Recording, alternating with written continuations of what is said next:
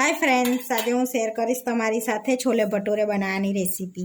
तो अहीं आगळी छोलेने मैं अहीं 5 થી 6 કલાક माटे पलारी दीधा था, तो सरस पलरी गया छे। हवे आपणे एने बाफी लईशुं। तो अहीं आगळी मैं 2 वाडकी छोले लीधा छे। हवे छोलेमांथी बधुं पाणी काढी लीधुं छे। छोलेने कुकरमां एड करी दईशुं आपणे। हवे एनी अंदर आपणे पाणी एड करीशुं। अहींया 1.5 ग्लास जेवुं मैं पाणी एड कर्युं छे। 1 चमची मीठुं एड करीशुं। हवे मिक्स करी लईशुं आपणे एने। हवे कुकर ने ढाकीने आपणे 5 થી 6 विसल कर लईशुं। तो आपणा छोले बफाय छे त्यां सुधीने आपणे भटूरानो लोट बांधी लईशुं। तो अहींया 1 कप में मैदो लीधो छे। एनी अंदर 2 चमची रवो एड करीशुं, जेथी क्रिस्पी थशे। 2 चमची रवो एड करवानो। तो अहींया जीनो रवो लीधो छे मैं।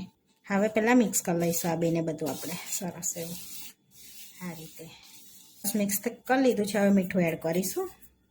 तो अहींया स्वाद प्रमाणे मीठुं एड करीशुं। अर्धी teaspoon baking powder add करीशुं।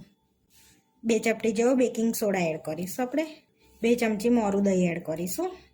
3 tablespoon जेवुं तेल एड करीशुं। हवे आ बधुं आपणे पहेला मिक्स कर लईशुं आ रीते। तमे आनी अंदर घऊंनो लोट बी एड करी शको छो, तो कां तो पछी बेव सरखे सरखुं लेवानुं। 1 कप मैदो तो 1 कप घऊंनो लोट।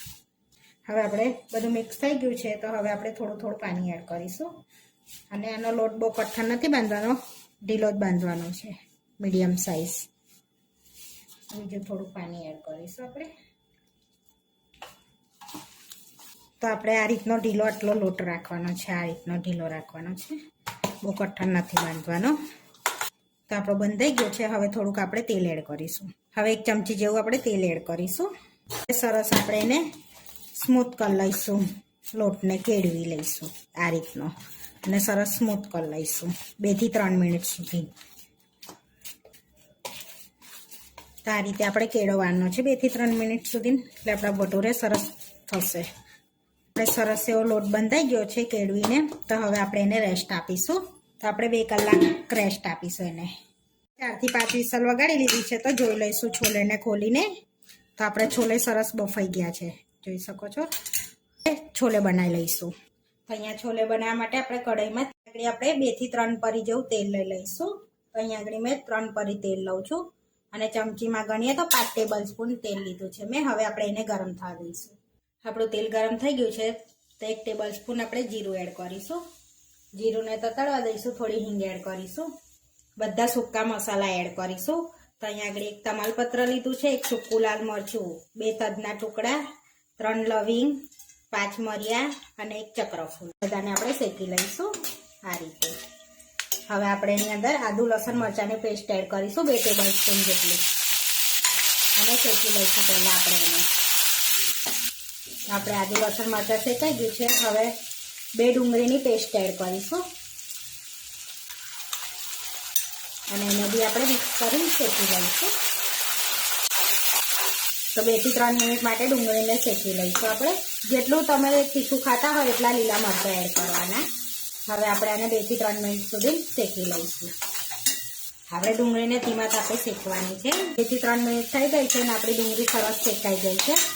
હવે આપણે ટામેટાની પ્યુરી એડ કરીશું। તો અહીં આગળ મેં 2 ટામેટાની પ્યુરી લીધી છે, એને મિક્સરમાં પીસી લીધી છે। તો હવે મિક્સ કરી લઈશું એને પણ આપણે, અને એને પણ શેકાવા દઈશું। હવે આપણે એની અંદર મસાલા કરી લઈશું। તો 1 ટેબલસ્પૂન ધાણા જીરું પાવડર એડ કરીશું। 1 ટેબલસ્પૂન ગરમ મસાલો એડ કરીશું। અડધી ચમચી તીખું મરચું એડ કરીશું। તમે વધુ ઓછું કરી શકો છો। અહીંયા કલર માટે કાશ્મીરી લાલ મરચું એડ કરીશું। 1.5 ટેબલસ્પૂન છોલે મસાલો એડ કરીશું। હવે બધું આપણે મિક્સ કરી લઈશું સરસ એવું। હવે તેલ છૂટું પડે ને ત્યાં સુધી આપણે એને શેકાવા દઈશું। આપણે થોડુંક મીઠું એડ કરીશું, જેથી ફટાફટ કૂક થઈ જાય, અને થોડી હળદર એડ કરીશું, અને મિક્સ કરી લઈશું સરસ એવું। હવે તેલ છૂટું પડે ત્યાં સુધી આપણે એને શેકાવા દઈશું, અને વચ્ચે વચ્ચે હલાવતા રહીશું આપણે। હવે આપણો મસાલો બળી ના જાય એના માટે આપણે 2 ટેબલસ્પૂન જેટલું પાણી એડ કરી દઈશું। છોલેનું જ એડ કરી દઈશું આપણે પાણી। હવે શેકી લઈશું। આપણે તેલ સરસ છૂટું પડી ગયું છે, જોઈ શકો છો। હવે આપણે છોલે એડ કરી દઈશું। સંગાત જ એડ કરી દીધા છે। હવે મિક્સ કરી લઈશું આપણે બધું આ રીતે। હવે આપણે થોડું પાણી એડ કરીશું બીજું, અડધો ગ્લાસ પાણી એડ કર્યું છે. હવે આપણે એને ઉકળવા દઈશું થોડી વાર માટે.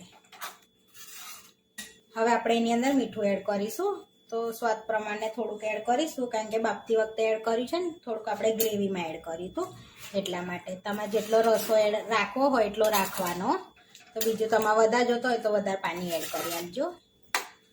હવે આપણે એને સરસ ઉકળવા દઈશું 5 થી 6 મિનિટ સુધી.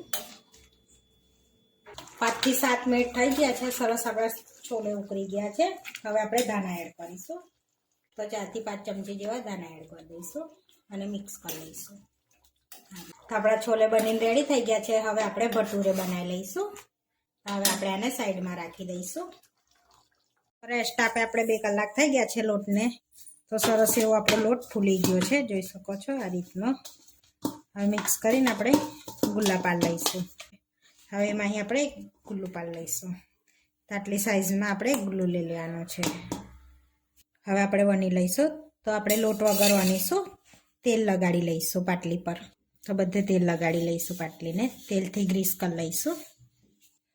તો સરસ આપણે એને એમ વારી લેવાનો છે, જેથી આ રીતની તિરાડ ના દેખાય.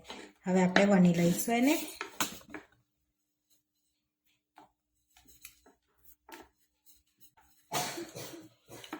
તો આ રીતની લાંબી સાઈઝમાં આપણે વણીશું ભટુરેને.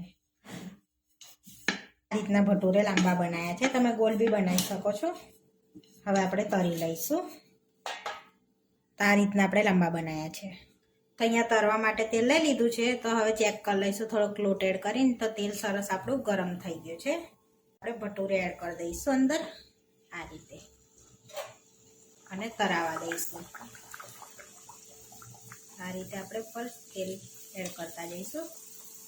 તો સરસ આપણે પ્રેસ કરીશું એટલે સરસ આપણો ભટુરે ફૂલશે આ રીતે. પછી પલટાઈશું. આ રીતે પ્રેસ કરીશું ને એટલે આપણા ભટુરે ફૂલી જશે સરસ બધી બાજુ. ભટુરે સરસ ફૂલી ગયા છે. હવે તેલની તારીને પ્લેટમાં લઈ લઈશું. આ રીતે બીજો પણ ભટુરે એડ કરી દીધો છે, જોઈ શકો છો ફૂલીને એકદમ દડા જેવો થઈ ગયો છે આપણે ભટુરે. આ રીતે આપણે બીજા પણ તળી લેવાના છે. આપણા બધા ભટુરે તળાઈને રેડી થઈ ગયા છે. તો આ રીતનો કલર રાખવાનો ભટુરેનો, થોડોક પિંક કલરનો. હવે આપણે સર્વ કરી લઈશું. તો અહીંયા આગળ પ્લેટ લઈ લીધી છે, એમાં આપણે છોલે લઈ લઈશું. તો અહીંયા આપણે છોલે લઈ લીધા છે. હવે ડુંગળી લઈ લઈશું આપણે એની પર. હવે આપણે ભટુરે લઈ લઈશું. તો આપણે છોલે ભટુરે લઈ લીધા છે. તો હવે તોડીને બતાવું તમને ભટુરે મેં. તો સરસ એવા આપણા ભટુરે રેડી થઈ ગયા છે. તો આપણે છોલા ભટુરે બનીને રેડી થઈ ગયા છે. આવા વિડીયો જોવા માટે મારી ચેનલને સબસ્ક્રાઈબ કરો, લાઈક કરો અને શેર કરો, અને તમે જરૂરથી ટ્રાય કરો. ફરી મળીશું નવા વિડીયોમાં, અને કોમેન્ટ કરીને જરૂરથી જણાવજો કે તમને આ મારી રેસીપી કેવી લાગી.